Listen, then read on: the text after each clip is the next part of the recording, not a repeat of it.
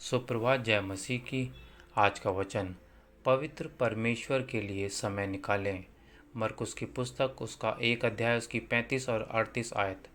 भोर को दिन निकलने से बहुत पहले वह उठकर निकला और एक जंगली स्थान में गया और वहाँ प्रार्थना करने लगा।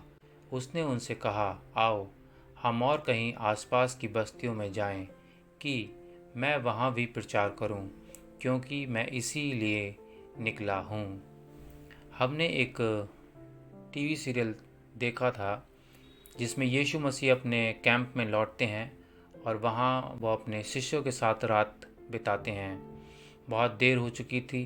यीशु लोगों की भीड़ को पूरे दिन चंगा करता रहा और इस चंगाई की सेवकाई के बाद वो बहुत थक गया था और शिष्य ये सब देख के आश्चर्य थे कि कितना यीशु थक गया है। यद्यपि यीशु पूर्ण रूप से परमेश्वर था और यीशु पूर्ण रूप से मानव था, इसलिए वह थक गया और उसे नींद की आवश्यकता थी। आज के लिए हमारा जो पढ़ना बताता है कि प्रचार और चंगाई के लंबे दिन के बाद यीशु सुबह जल्दी प्रार्थना के लिए उठे। यीशु को प्रार्थना में अपने पिता के साथ जुड़ने और अपने पिता की उपस्थिति में आराम करने और अपने उद्देश्य पर ध्यान केंद्रित करने के लिए समय की आवश्यकता थी। वह कफरनहूम में लोगों को चंगा करने के अलावा और भी बहुत कुछ करने आया था। हालांकि यह स्पष्ट रूप से उस समय महत्वपूर्ण था जब वह वहाँ था।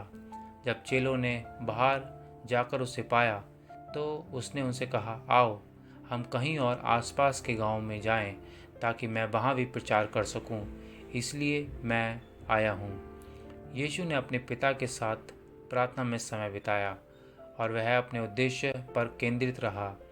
यदि यह यीशु के लिए महत्वपूर्ण था तो निश्चित रूप से यह उसके चेलों के लिए भी बहुत महत्वपूर्ण है।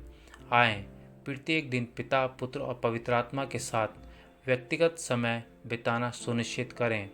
पिता, मुझे आपके साथ समय बिताने की ज़रूरत है, जैसे यीशु ने किया था। हे प्रभु, मेरी अगुवाई करो, मेरा मार्गदर्शन करो और मुझे वह शक्ति दो जो मुझे उस काम के लिए चाहिए जो तुमने योजना बनाई है। धन्यवाद। परमेश्वर सबको आशीष और बरकतें दे।